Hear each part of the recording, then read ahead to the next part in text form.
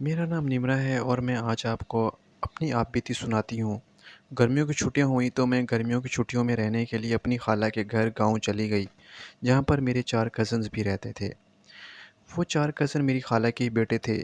मैं बहुत साल पहले इस गाँव में आई थी, अपनी खाला के पास, लेकिन अब मैं बहुत सालों बाद अपनी खाला के पास रहने आई थी। मेरी खाला मुझसे बहुत प्यार करती थी, लेकिन जो इसके बेटे थे, वो मुझसे बहुत बुरी नज़र डालते थे। मसला ये भी था कि जो मेरी छाती का साइज़ था, वो ज़्यादा बड़ा था। जब भी मैं घर के काम वगैरह करने लगती, तो मेरे कज़िन मेरी छाती की तरफ निगाह डालने लगते।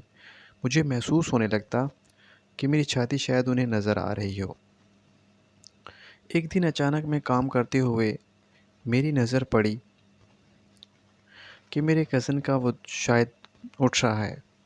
मैं बहुत हैरान होने लगी कि ऐसे कैसे हो, क्यों उठ रहा है? और जो अमल मुझे महसूस हुआ, शायद वो मेरी वजह से हो रहा था। मैं सफाई करने के लिए काम में मसरूफ़ थी, यहाँ तक कि मैं घर में झाड़ू लगाने लगी। जब मैं झाड़ू लगाने के लिए नीचे ज़मीन पर बैठी, तो वो मेरे और करीब आने लगा। अब मेरे कज़िन से रहा नहीं जा रहा था, वो मुझसे बिल्कुल बातें करने के लिए कोशिश करने लगा, लेकिन मेरे साथ पहले कभी ऐसे किसी ने बात नहीं की थी, इसलिए मैं बहुत हद तक जा रही थी। अब वो मेरे करीब आने लगा और मेरे पास ही आकर ज़मीन पर बैठ गया। मुझे यूँ लग रहा था जैसे इसकी नज़र मेरे जिस्म पर हो। मुझे अब इससे खौफ आने लगा था और अब ऐसा लग रहा था जैसे अब इसे रहा ना जा रहा हो।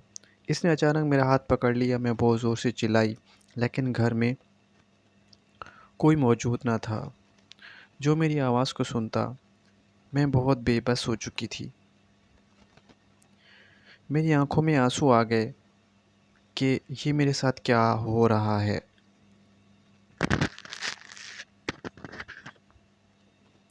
इसने कंधे में मेरा कंधा हाथ रखा और इसने मुझे अपने गले लगा लिया। मेरे कमरे की तरफ दौड़ पड़ी और वो मेरे पीछे दौड़ता हुआ मेरे कमरे आ पहुँचा। मुझे ऐसे महसूस हो रहा था जैसे इसने मुझे पीछे से जकड़ लिया हो। मैंने खुद को छुड़वाने की बहुत कोशिश की, लेकिन इसने मुझे नहीं छोड़ा। इसने मेरी एक ना सुनी, मैं आहें भरने लगी, रोने लगी। इसने मेरे सारे बदन को चूसना शुरू कर दिया और अब मैं तड़प उठी थी। वो मुझसे बर्दाश्त नहीं हो रहा था। उसने मेरे साथ वो सब कर दिया जो एक इंसान किसी के साथ करता है। शाम तक मैं रोती रही। जब घर पहुंची तो मैं डर से काँप रही थी।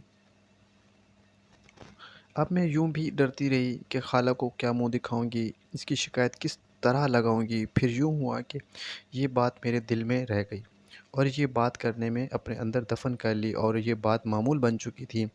वो हर रोज़ मेरे पास आता, मुझे अपना हाथ लगाता और जो इसका दिल चाहता वो करता। अब मुझसे भी उसे रोकने की हिम्मत नहीं रही थी, शायद वो मुझे अब मज़ा आने लगा था। इसके साथ दे हमारा भी मामूल बन चुका था। जब भी खाया बाज़ार जाते तो हम कुछ न कुछ करते।